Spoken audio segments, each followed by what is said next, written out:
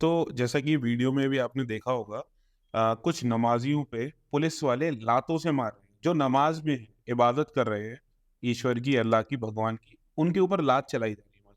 देखिए, इस बात पे स्ट्रेट अवे बोलूंगा ही गलत है। जवाहरलाल नेहरू की बेटी इंदिरा गांधी शादी करती है फिरोज खान से। नेहरू की बेटी शादी कर रही है खान से, पैदा हो रहा है गांधी। क्या चौकी इंचार्ज की मनस्तता को जाकर देखो, क्यों कितना परेशान होगा। वैसे ही हमारी पुलिस परेशान रहती है, जी 18-18 घंटे ड्यूटी कर रही है, बिल्कुल। फिर गाली भी खा रही है। उसके बाद भी आप कहते हो जाम लग रहा है। अरे भाई, इतनी अगर आपने वो जगह देखी हो, मस्जिद के बाद एक पार्क है, पूरा का बिल्कुल पूरा देखा हुआ पार्क है। पार्क के बाद फिर रोड शुरू होती है। मगर रोड पे आना मेरा अधिकार है, ये सोच ही गलत है ना। सियासत है। Uncut, uncut. एक ऐसा प्लेटफॉर्म जहां पर रोजमर्रा के मुद्दे के ऊपर बात करते हैं। मगर कल जो एक ज्वलनशील मुद्दा आया पीयूष जी, जी मुझे लगा इससे बात करनी बहुत जरूरी है। जी महाजन जी, मुझे भी लगता है कि इस मुद्दे पे चर्चा होना बहुत आवश्यक है। तो अपनी ऑडियंस को बताते हैं, कल इंदरलोक, दिल्ली के इंदरलोक इलाके के अंदर ना कुछ नमाजियों पे पुलिस वालों ने कुछ किया। मैं कुछ कुछ इसलिए वर्ड यूज कर रहा हूँ क्योंकि ये कुछ क्या था और इस कुछ पे क्या कुछ निकल कर आएगा, उस पर बात करेंगे इस पॉडकास्ट के अंदर। जी, तो जैसा कि वीडियो में भी आपने देखा होगा कुछ नमाजियों पे पुलिस वाले लातों से मार रहे हैं जो नमाज में हैं, इबादत कर रहे हैं ईश्वर की, अल्लाह की, भगवान की, उनके ऊपर लात चलाई जा रही है। देखिए, इस बात पे स्ट्रेट अवे बोलूंगा ही गलत है। बिल्कुल। स्ट्रेट अवे ये वो बोलूंगा गलत जी है। मगर क्या स्ट्रेट अवे इसे गलत बोलने देने के बाद क्या ये मैटर खत्म हो जाता है? ठीक ठीक है, इस पे हम बात करेंगे, लेकिन पहले मैं ये जानना चाहूंगा क्यों लात मारी दिल्ली पुलिस के जवान ने नमाजियों को। दिल्ली पुलिस का काम क्या है, पहले तो ये जानना चाहूंगा। दिल्ली पुलिस का सीधा काम है कानून व्यवस्था बनी रहे। कल दिन क्या था? कल महाशिवरात्रि का महापर्व था। महाशिवरात्रि पे जुम्मा आया, जी नमाज का दिन था। जी रोड घेरने के एक अधिकार को मान लेना कि ये मेरा अधिकार है कि मुझे नमाज पढ़नी है तो मुझे रोड पे आना ही आना है, ये मेरा अधिकार है, ये किसने का? कल शिवरात्रि भी थी, जी कल मंदिरों का भीड़ भी थी। जी तो कितने लोगों ने मंदिरों के बाहर शिवलिंग पे पूजा करी या बाहर आके बैठ गए? जी महाजी जी, इस पे मैं एक निष्पक्ष मत देना चाहूंगा अपना। जो हिंदुओं के भी जो मंदिर हैं, कई बार हमने देखा है उन मंदिरों में लाइन लग जाती है लंबी लंबी, वो सड़क तक आ जाती है, तो यह बड़ी आम मगर वो बात है। ट्रैफिक नहीं रोकती है, वो एक जी पर्टिकुलर एक अच्छा तो कितने लोग गाड़ी पार्क कर जाते हैं जी दिल्ली के अंदर। लोग एक गलत तरीके गाड़ियां पार्क करते हैं, रोड की दोनों तरफ गाड़ियां पार्क होती है, जी शायद उतनी जगह कवर करते हैं। एक रोड की एक लाइन को कवर करना मजबूरी हो सकती है, मगर उसके साथ कतार ऐसे इस तरीके से कतार लगाना कि रोड ही ब्लॉक हो जाए। जी। तो इंदर लोग में सड़क ब्लॉक किया जा रहा और आपको पता ना इंदर लोग का जाम। है। जी, तो अब मैं बात करता हूँ दिल्ली पुलिस के मत की। ये तो हो गई नमाजियों का मत। ठीक है, वो अपनी तरफ से ठीक बोले। दिल्ली देखिए, पुलिस का क्या? नमाजियों को मेरा मानना ये है कि पुलिस का काम है क्या? जी पुलिस का काम है लॉ एंड ऑर्डर को संभाल के रखना। जी बिल्कुल। अगर पुलिस वाला अपना काम कर रहा है, जी ट्रैफिक जाम होने से रोक रहा है, तो उसमें हिंदू और मुसलमान करने की जरूरत क्या है? अब कहीं ना कहीं मुसलमानों पे अत्याचार हो रहा है, ये एक मुद्दा बनता जा रहा है।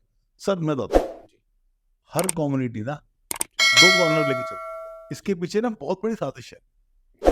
ये शायद जो साजिश के शिकार हो रहे हैं, कर रहे हैं ना, उनको भी नहीं पता। अच्छा। एक सॉफ्ट इमेज होती है इंडिया की ना, एक सॉफ्ट इमेज बहुत ज्यादा वायरल हो रही थी। इंडिया का सॉफ्ट इमेज की वजह से, हमारी फिल्म इंडस्ट्री की वजह से हमारी एक सॉफ्ट इमेज बहुत ज्यादा फेंक रही है दुनिया में। अच्छा। कहीं ना कहीं तो सॉफ्ट इमेज को टारगेट किया जा रहा है, क्योंकि हिंदुओं की या हिंदुस्तान की सॉफ्ट इमेज को टारगेट करना ही इस पूरे इंसिडेंट का मकसद नजर आ रहा है। मैं व्यूअर्स को थोड़ा सा क्लियर करूंगा और खुद को भी, ये सॉफ्ट इमेज है क्या? सॉफ्ट इमेज अगर आप बात करो मुसलमानों की, तो एक सॉफ्ट इमेज नहीं है, नहीं है। क्योंकि उनकी इमेज क्या है? आतंकवाद। आतंकवाद। एक मुसलमान का नाम लेते ही आएगा कि अभी आएगा बम फोड़ देगा, चाहे वो जितना मर्जी इंटेलेक्चुअल आ जाए, जितना मर्जी पढ़ा लिखा आ जाए, इमेज क्या है? बिल्कुल ये सॉफ्ट इमेज इमेज नहीं है। नहीं है। मगर वही एक सिख की इमेज क्या है? आएगा तो लंगर लगाएगा, सेवा करेगा। सेवा करेगा, उनकी सॉफ्ट इमेज है। अब उसी तरीके से मुझे क्या लगता है कि ये इमेज बनाने की है कि हिंदू एक आतंकवादी हो गया या एक दबाववादी हो गया। मुसलमानों को मुसलमानों को कम्युनिटी अब दबदबी कम्युनिटी है, देश में दबाया जा रहा दबाया है, जाए। ये इमेज बनाने का कोशिश। इमेज बिल्डिंग इलेक्शन के टाइम में क्या होता है, नैरेटिव होते हैं, जी, और ये नैरेटिव सामने आ रहे हैं। लेकिन महाजन जी पुलिस तो मोदी जी की है दिल्ली में।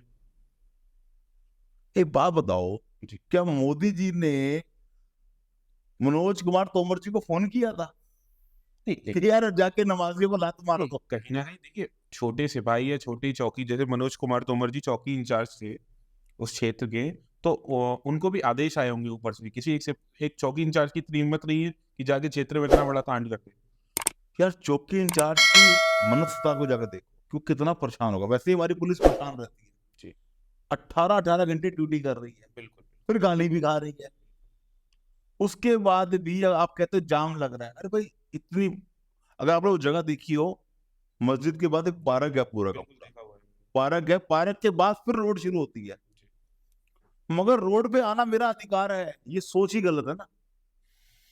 तो अब हम थोड़ी बात करेंगे मनोज कुमार तोमर जी की, जो इस पूरे कांड के मुख्य आरोपी साबित हुए और उन्हें निलंबित भी कर दिया देखिए, अगर मुझे पत्रकारिता करने से मना कर दिया जाए गया।